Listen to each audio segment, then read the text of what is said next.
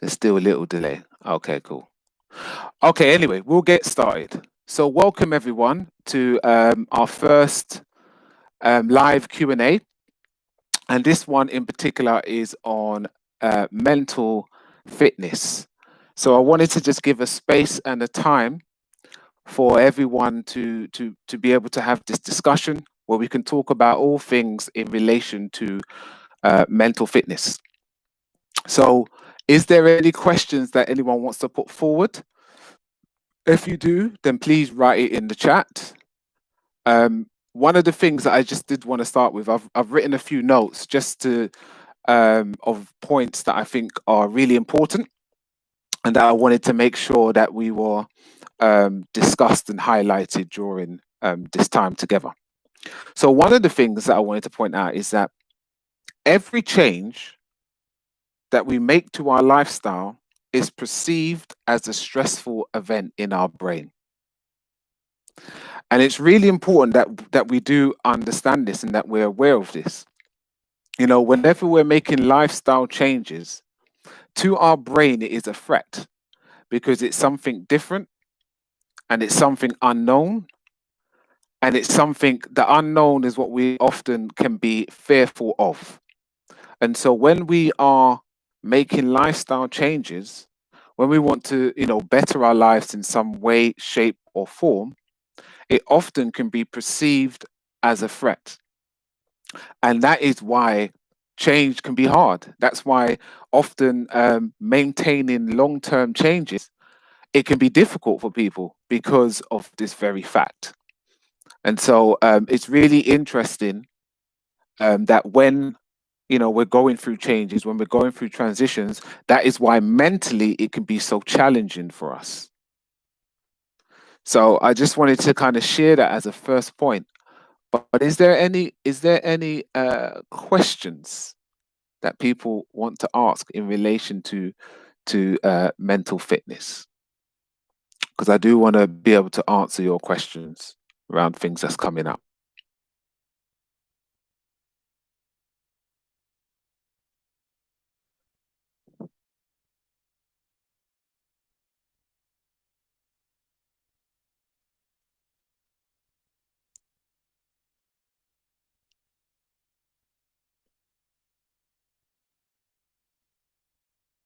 Any questions?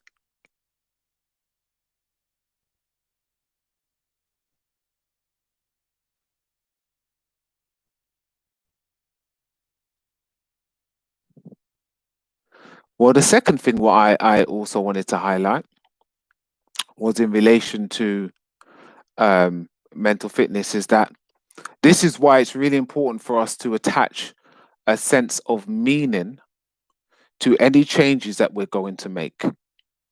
And, especially when it's a difficulty, especially when it's a challenge, something that that we're not used to, by putting a sense of meaning to that, we are actually able to release dopamine into our brain.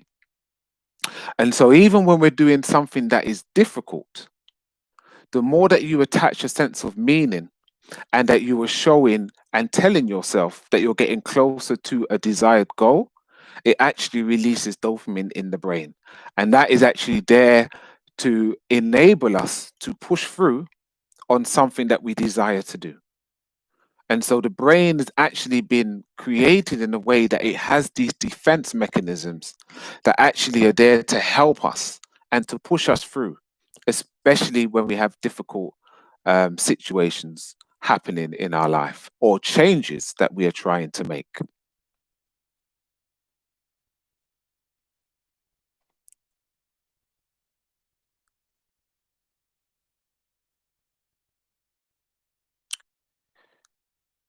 So someone has asked the question, what exactly is my definition of mental fitness? Which is a good question. So for me, mental fitness is about being in a space and a place where you are balanced, where you are healthy, and where you are grounded mentally. Okay. So what's interesting is that when we think about physical fitness and physical health, people have a clear understanding around that. They know what it means, to be, in terms of your blood pressure, in terms of your weight, in terms of your condition. Well, I think it's just as important to have that type of mental fitness. And when I say mental fitness, I'm talking about how you think, your thinking processes. I'm talking about your ability to be able to manage and cope with stresses. I'm talking about what it is in terms of how you operate when there is something stressful going on. So, the average human being experiences 60 to 70,000 thoughts a day, and 90% of those are rumination. Now, if fear and anxiety is the controller of those thoughts the majority of that time, will that mind be mentally fit? And so when we have mental fitness, it is about the conditioning of our thought processes to enable us to be mentally strong. Just as in terms of physical exercise, the more we train and pump those weights or run, our body becomes physically strong because the brain is a muscle. And so to be mentally fit is to train our brain in the way that is beneficial and helpful for us to navigate through life. So we are able to operate out of gratitude rather than complaining, that we are able to have more hope than fear. And so mental fitness for me is about having and developing the muscles to enable us to think in the right way that helps us around mental fitness. I know some people are texting it. A few people having problems getting on. Let me just text them.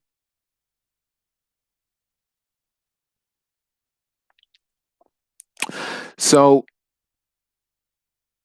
I think another point in terms of mental fitness is that it's really important that we create mental pit stops throughout the day.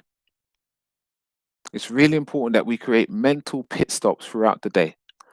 And what I mean by that is that just as, like in Formula One racing, and they would have, these periods where they stop the car and they kind of get those changes made. Well, throughout the day, we need to do that mentally. So you could, for example, be going into a stressful meeting, or you've had a stressful meeting and you come out of that and your brain's frazzled, or you've got these emotions and these feelings going on and all these thoughts going on in your head. And sometimes we just go on to the next meeting. We don't have that mental pit stop. We don't give ourselves that opportunity to rebalance ourselves. We don't give ourselves that space and that time to recalibrate so that our mind can be focused again. Not dwelling on the past of what just happened, but to be present in the moment, because that's what mindfulness is all about. And so it's really important that we create those pit stops throughout the day, those mental pit stops, those moments when we give ourselves a bit of space to just reflect and maybe let go of something that we need to let go of, so that we then can move on with the day in a healthy and productive way. So it's really important that we do have those mental pit stops, those spaces where we just have that time to just collect our thoughts and maybe let go of some of those negative ruminating thoughts that create a negative energy.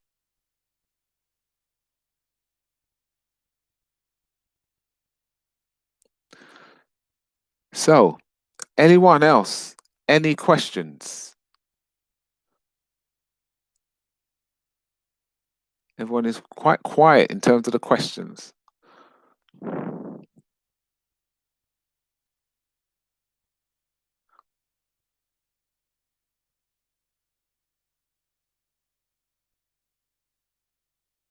So I have another question coming through my thing. So it says, so what are the tools then? What are the tools? Okay. So there's lots of different tools that we can use in terms of our mental fitness. I think one of the tools which is really important is to be able to catch ourselves when we are starting to think in negative thought patterns. How do we do that? How do we know? So I've said already that we have 60 to 70,000 thoughts that we experience in a day. And the easiest way to be able to identify what's going on in that moment is by how you feel. So it's important to recognize words are the language of the brain, feelings and emotions is the language of the body.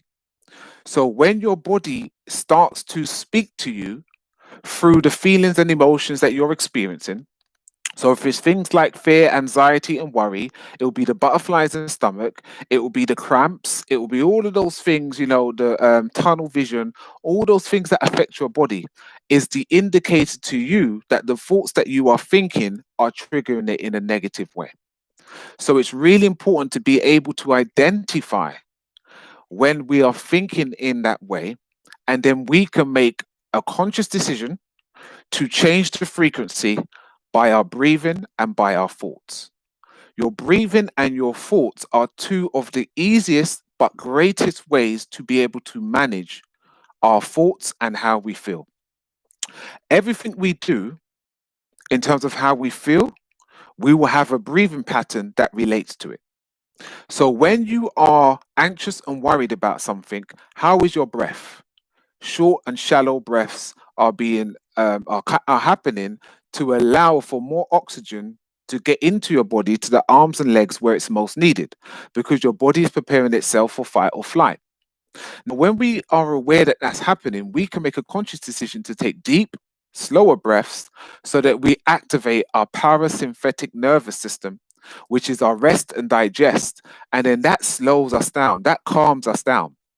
That's why, for any of you who've ever witnessed or personally experienced having a panic attack, if the emergency services were called, what they would do, they wouldn't give them any medication, they wouldn't put anything on them, they'll give them a brown bag and they'll say, take deep breaths, because we are able to slow ourselves down just by our breathing. And so the breathing is really significant. And the other thing is our thoughts. Now, our thoughts are so powerful. They are so powerful that they create our reality. I'm going to read something to you in a bit about that. But our thoughts are so powerful to create our reality. So you've heard of the placebo effect.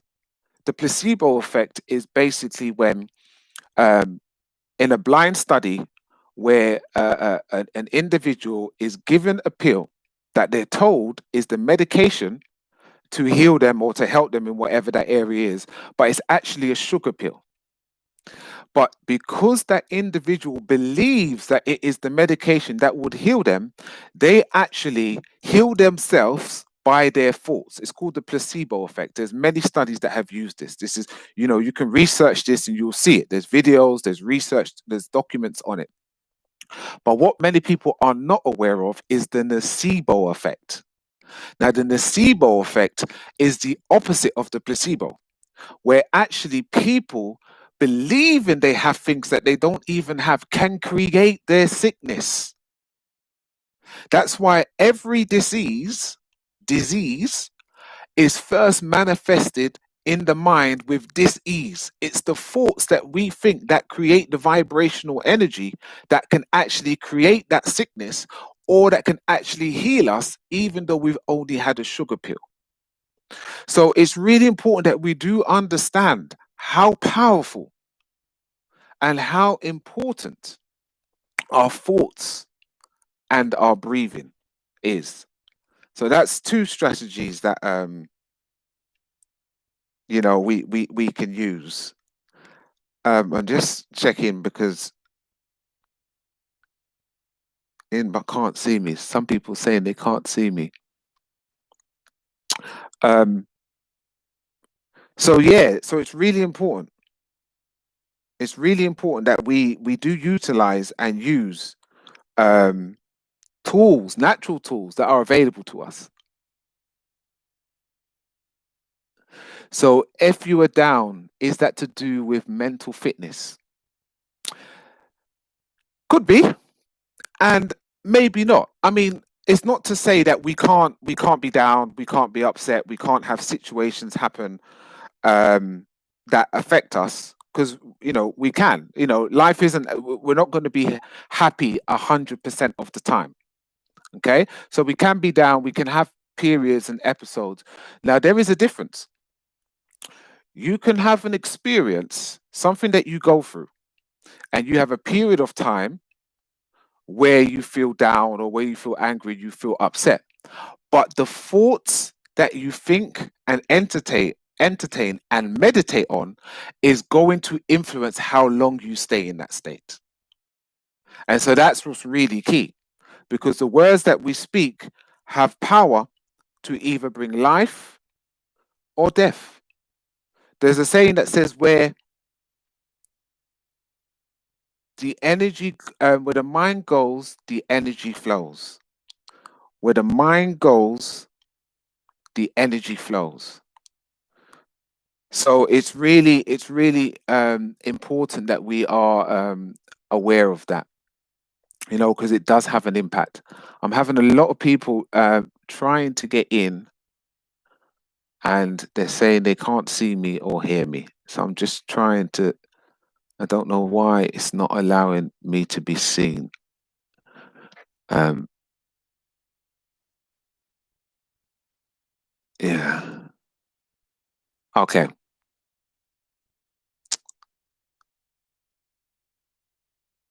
I don't know why it's not showing me. Okay.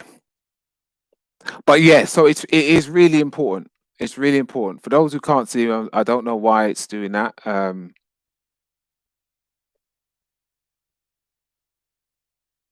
But yeah, so I hope that answered your question, Nathan, in terms of that. Okay, so yeah, people are texting me to ask questions. That's cool.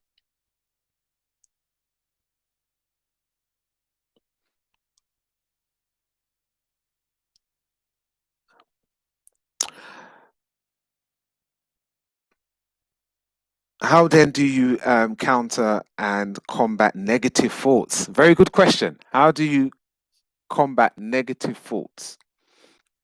Okay, so one of the things that we have to learn to do, or what we have to realize, is that we cannot believe every thought that we think. We have so many fleeting thoughts that comes through our mind. We have so many um, issues, thoughts, feelings, reflections that just come. They're fleeting thoughts. They're like birds that fly over our heads. What we have to learn to do is to see our thoughts as someone else speaking to us. And I know that might sound weird if you've never heard that before, but see your thoughts as a separate entity, as someone else that is speaking to you. Because if the way that we sometimes think, if someone else was saying that to us, we would never put up with it. But we often put up with it because it's our own thoughts. And so this gives way for the rats, which is what I call the reoccurring afflicted thoughts, those negative thoughts to run rampant in our lives and in our minds. And the mind is the battlefield. There will be no greater battle than what you have to face than what is in your mind. No greater battle. There's no greater battle than the issues, the concerns, the fights, the battles, the criticism, the self analysis that we say to ourselves. No one else will put you through as much pain and trouble as we put ourselves by our negative thoughts. And so it's really important that we do learn to manage these negative thoughts, and also recognize that we don't have to pay attention to them. We don't have to pay attention to every thought. And we have to always validate the evidence before we believe the thought. So if someone came to me and said, "You are a white female," I wouldn't need to pay that no mind. I wouldn't even pay any interest to that. But sometimes the negative thoughts that we are experiencing are saying some of the outrageous things that ain't true, but we still take it on board. And so this is why I'm saying we have to see our mind as a separate entity, as something different speaking to us, so that we can then filter out what we are going to accept and what we're going to ignore. So I hope that helped to answer the question regarding how do we combat negative thoughts. So I want to read something to you. Um, it says, the person that you speak to the most has the greatest impact on you, and that person is you. And so inner conversations are key that we understand about this. So most of our inner conversations are based on the past via our subconscious mind. And the subconscious mind is where memories, beliefs, emotions, and habits are stored like a warehouse. And so, what it is very important that we are aware of the role that our subconscious plays in terms of our memories, our beliefs, our emotions, and our habits. And those inner conversations are happening all the time. 95% of the time, our subconscious mind is active. It's only 5% of the time that we're using our conscious awareness. And so it's really important for us to be able to reflect and analyze over different things in our life. Because we can hold on to the memory of the past or something that went wrong and allow that to never allow us to move forward. We can hold on to certain types of emotions that have been triggered in the past and allow that to control our future. And what happens is the more that we program our body by certain emotions, is the more that it creates an automatic response. Just as in the same way as someone who's trained doing martial arts for many years, it becomes second nature for them to do that block or that strike if someone attacks them. And so it's important that we are aware of how we are conditioning our body to react rather than respond by the things that we are continuously doing. I'm just checking my phone to see if there's any more questions because um, people are sending me messages via this. Okay, cool.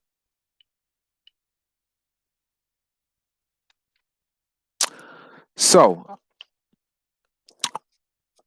we become what we think about. We become what we think about. And so it's really important that we are aware of this. We become what we think about. There is not one successful person in any field, in any business, in any organization that got there by consistently telling themselves they're a failure, they're never going to be able to do it, they're rubbish. And so what we think about, we become. And it's really important that we understand this. If you want to achieve a goal, you have to believe that you can get there. And you have to speak about yourself, think about yourself, and behave in ways that actually lead you in that direction of where you want to go. And this is why mental fitness is so important. Fitness is about something you're keeping up with, something that you're consistently doing. And negative thoughts are much more powerful than positive thoughts. For one negative thought, you can need like 6 or 7 positive things to counteract that.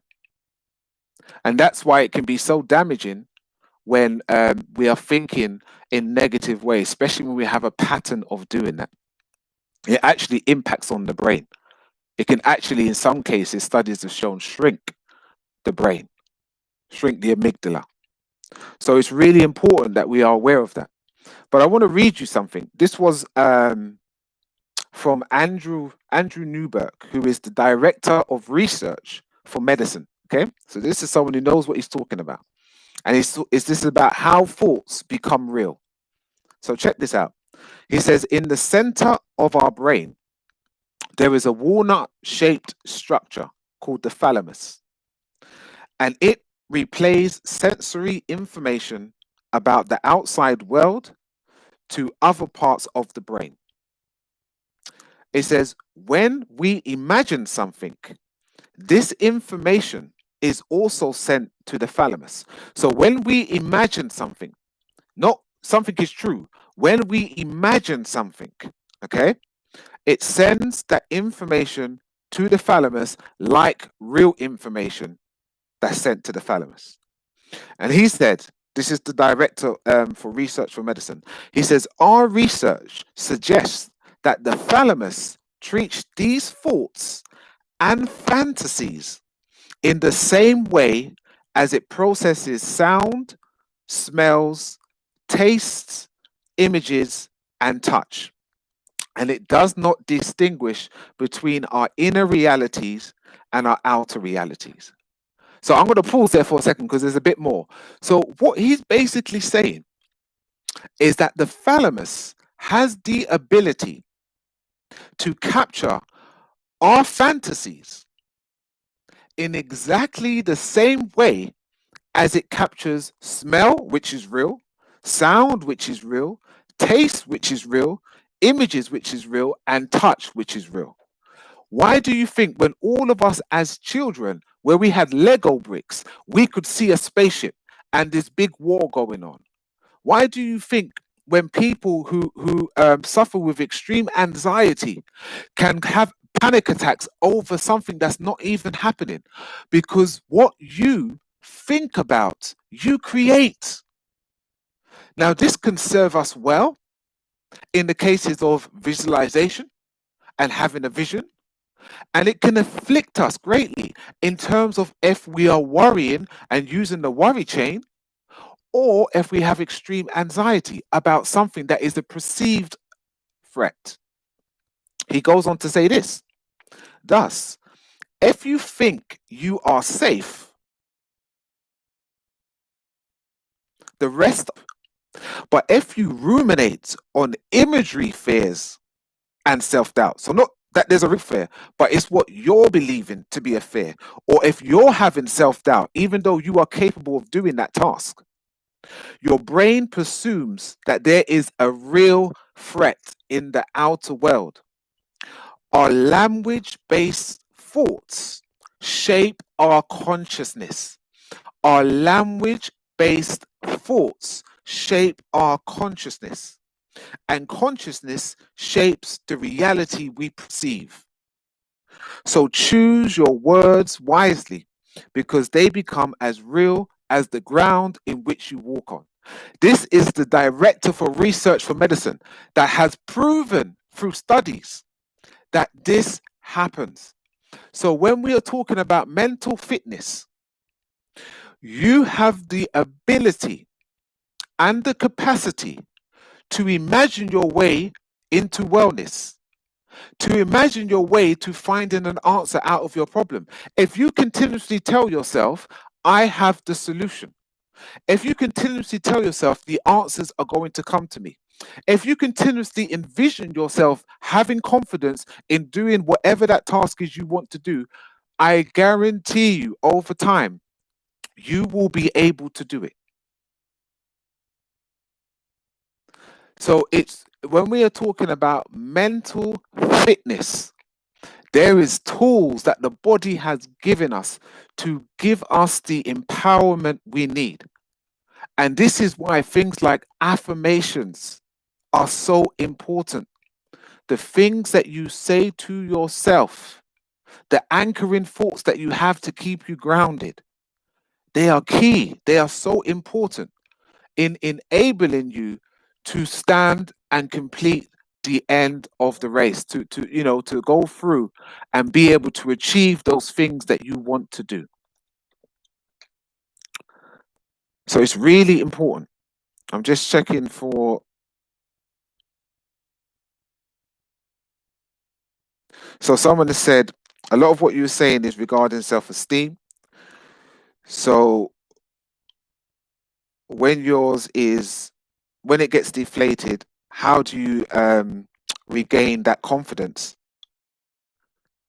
Okay, so When we go through, so I'm gathering what you're talking about is that when we have a situation, a circumstance that frazzles us, we lose our cool, we forget all of the stuff is gone out of our head. Okay, and in that moment, what happens? Okay, we're not calm anymore, isn't it? We're anxious, we're worried with whatever's going on. We have to. So imagine it like this.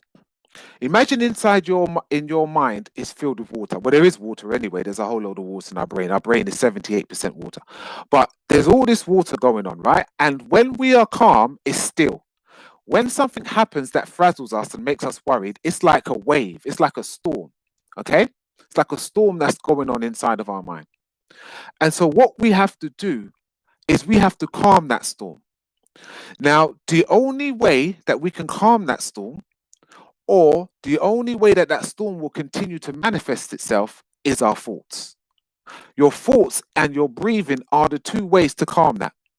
Now, if something's going on and there is a situation and it's a bad situation and I'm worried about it, I can then say to myself, right, I'm going to take some deep breaths to calm myself. And then I'm going to have a bit more clarity to find a direction in which way I'm going to go. Or I can say, oh my God, this is terrible. What are we going to do? How am I going to get out of this? And I'm just amping up that wave in my mind. And so it sounds like it's, oh, that's too simple, but that's exactly what works. We have to stay calm or get ourselves to a place of calmness when these things are going on. And it is breathing, and it is mindfulness, and it is using those affirmations, and it's reminding ourselves of what we have done in the past to overcome that situation. Now, if you're talking about self-esteem and confidence in terms of your ability to be able to step up to the plate and to do things, that's a process. That's a step-by-step process. And so when we think about confidence, we have to remember that you are confident in things that you feel you have the ability to do. Okay. Now this is where it gets tricky if we are doing things like procrastinating, and I'll tell you why. Whatever you practice, you become good at. Now, if there is small things that you should be doing and you don't do it, when it comes to doing a big thing, it's going to be even more of a struggle for you. So this is why it's important to, as they say, think of every task that you need to do as a fruit and eat your fruits every day. Because what it does is when you have a small task and you do it, it gives you a dopamine release, and then it reinforces you that you are capable and able to do something. When you don't do it and then a bigger issue comes up, you are already training your brain to delay stuff. And so a bigger problem has come. So we naturally want to delay that. And then that psychologically plays an impact on us because you're given space now for the inner critic, for the rats, the reoccurring afflicted thoughts to come and attack you mentally. Because we are in a war. That's why the mind is the battlefield. So it's really important. It's really important. Okay, so I'm just checking.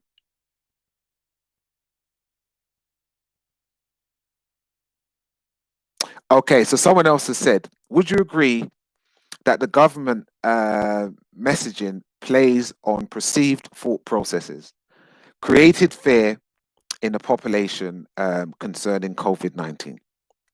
Very good question. So I think I think not just with COVID-19. I think the news in general. I mean, it's negative news. Negative news sells, isn't it? Most of the time, when you look at the news, they're not saying anything positive. They're not saying anything that's going to edify your mind. It's negative news that sell. It's doomsday thinking. And so, one of the things for me is I don't even watch the news because I know that 99% of the time I don't leave that interaction feeling positive. And so it's really important if we think of it this way. Um, What we do sometimes and what we allow our gates, and when I say gates, I'm talking about our eye gates and our ear gates to experience, we don't do in any other area of our life. If you've bought a brand new pair of shoes, which are white or trainers, you won't go out in the rain in those or when it's muddy. You won't, you're careful. You don't want no one to be stepping on them because you are looking after and preserving something that's important to you. But when it comes to our mind, sometimes we allow our ears and our eyes to be seeing and exposed to things that do not serve us in any shape, way, or form. And my question is, why do we do that? Because it's not serving you. You know, television is exactly what it is. Tell you a vision. And it tells you a vision that's not productive. And so if something is constantly telling you a vision that doesn't serve you, the question is, why are you watching it? And so I made the decision, it's down to each individual, to not watch it because it doesn't serve me. It doesn't serve me in any way. And that's why I have a lot more resilience because I'm not constantly feeding myself something that's actually attacking me. So I hope that's answered your question regarding that. Yes, so some people are saying you can't see me. I know, I don't know why the video is showing black, but as long as you can hear me, that is the main thing. So yeah, that's the main thing. So any other questions? We've got another 10 minutes to go. I want to read something else to you, just while I'm waiting to see if anyone types anything or shares anything. Is so this is an interesting one. So the thoughts, ideas, concepts, and beliefs that you have about yourself govern your life and create your identity. So all behavior that I operate out of and that you operate out of is a reflection of your beliefs. And it's important that we understand that. The more that you understand that and begin to apply that in your life, is you'll realize why you make certain decisions and choices, why certain times you delay and certain times when you steam ahead, why sometimes you don't respond to things that you know you should, and sometimes you don't respond to things that you know you should. It's because of the beliefs that we hold. And that's really important that we understand that. That shapes everything that we do, your belief. And the question we have to ask yourself is, what is your belief in whatever that situation is? When you don't stand up to someone that you know you should, what is your belief in that situation? Where you doubt yourself in a certain area, what is your belief in that situation? And then that is where we can then start to look at, because beliefs, most experts say, are developed in the first 7 years of your life. The programming that we receive in the first 7 years of our life then dictates the rest of our life, unless we choose to go back and upgrade some of those belief systems. And so any of those beliefs that you know that you hold about yourself that are counterproductive, is for you to make that conscious decision now to say, that happened then, that's not what I'm going to receive. And that could have been from our parents, could have been from our siblings, it could have been from just experience, it could have been from ex-partners, whatever it is. But we do not have to allow those same beliefs to hold us victim today. We do not have to allow them to hold us in a mental prison today. And so it's important to recognize any unhealthy behavior that you operate in. You have to understand there is a belief system that feeds it. There is a thought process that guides it. And the more that we can look over those and address those, is the more that our life will change and transform.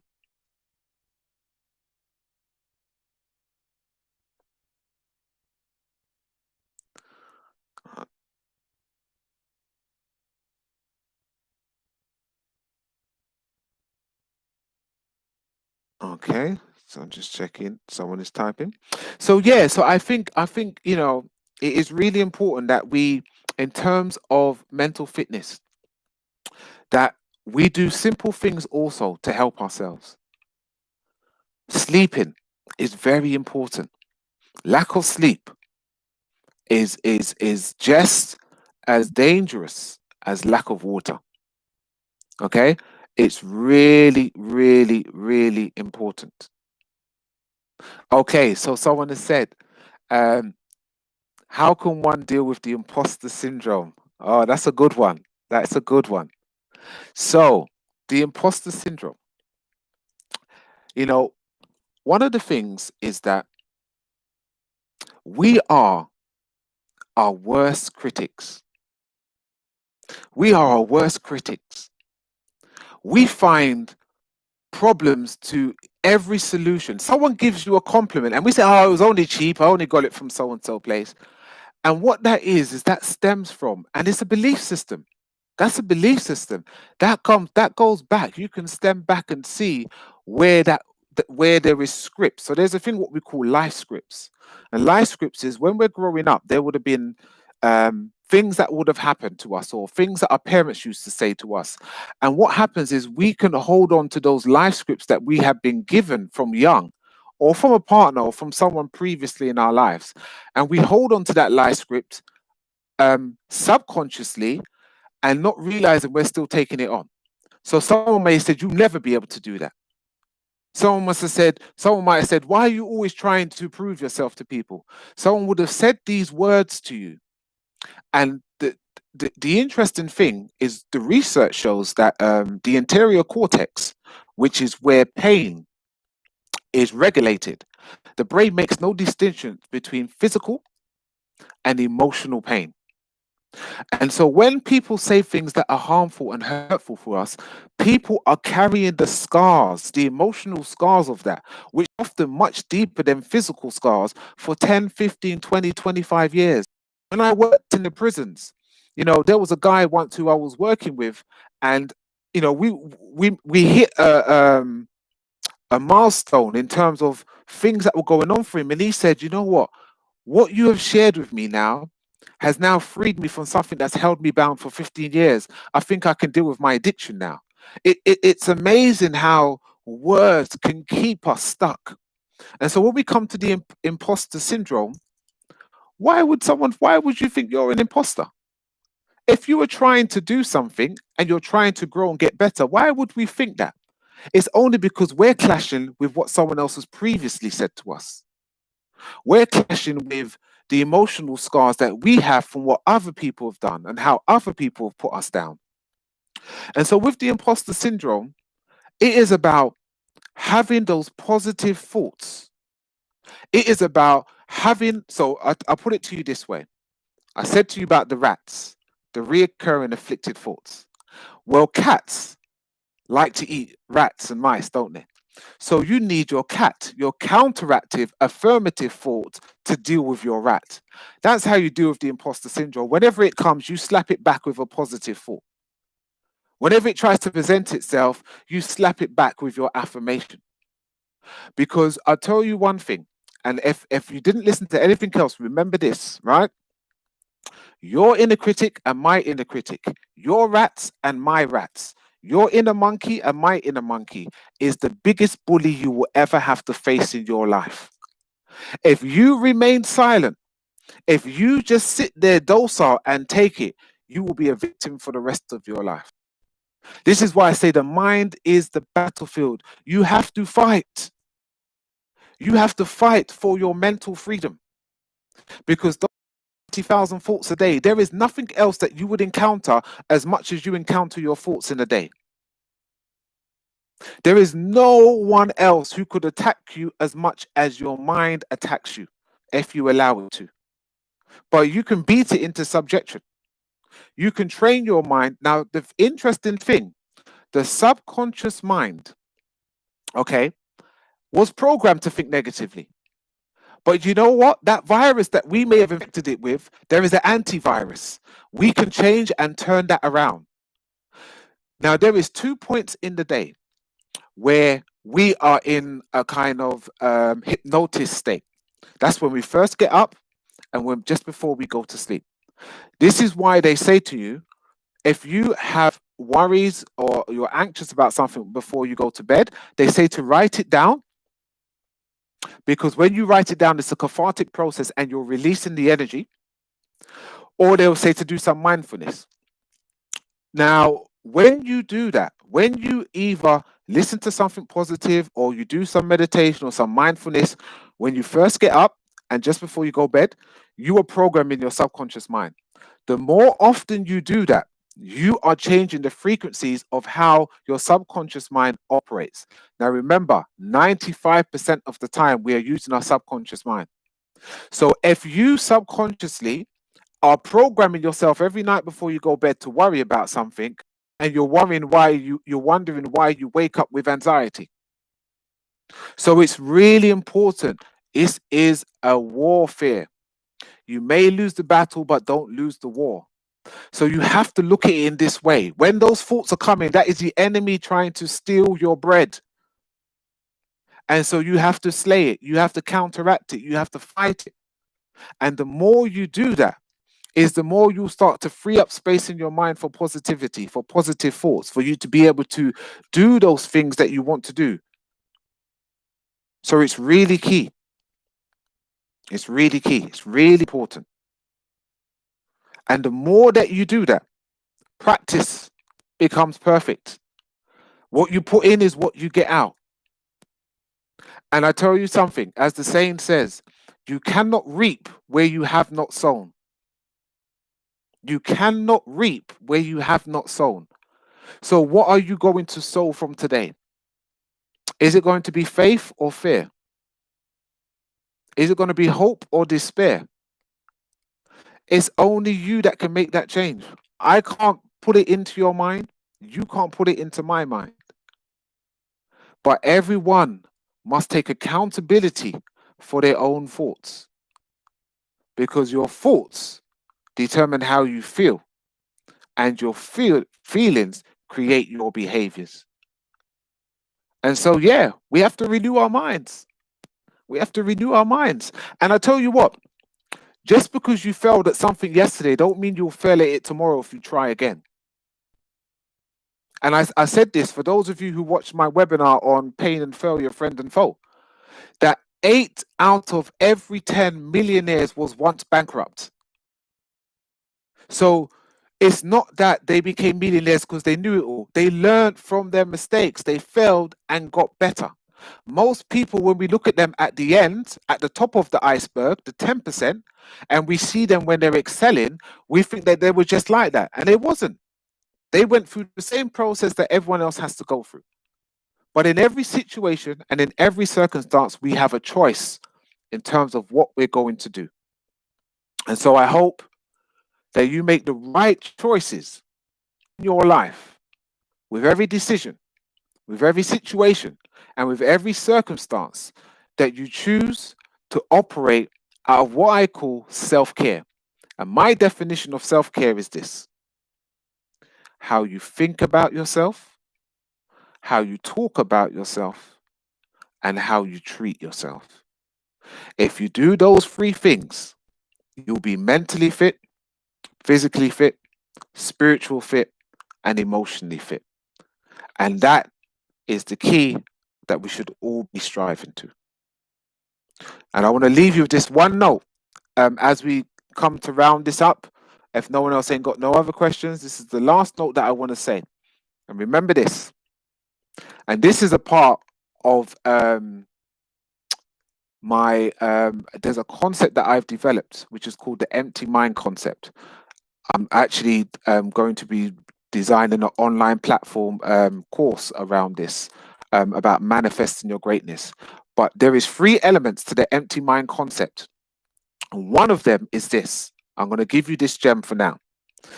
Is that even though the mind is one of the greatest things ever created and designed, it has this one limitation that we can use to our detriment or to our benefit. And this is it. The mind can only think on one thing at a time. Now, why is that good and why is that important, or why could it be detriment to us? Because if you choose to think on negativity, if you choose to think on how it's going to go wrong, if you choose to think on the past and all the mistakes that you made, you are creating a very dark future for yourself, because you are programming yourself to only see disaster, doom, and destruction. But on the flip side, if you choose to focus on positivity, if you choose to focus on your strengths, if you choose to focus on the vision, if you choose to focus on your abilities and your skills, then the world is your oyster. And so always remember, you can only think on one thing at a time. And where the mind goes, the energy flows. So always focus on what you can do and that you operate out of the circle of influence rather than the circle of concern. So if there's no more questions, I want to thank you all for attending. I know there was no visuals. I'll sort this out so that next time there is. This is the first time we're doing it. But thank you all for your time, for your comments, and for your questions. This is Ezra, A.K.A. the voice of reason, signing out. Take care, people.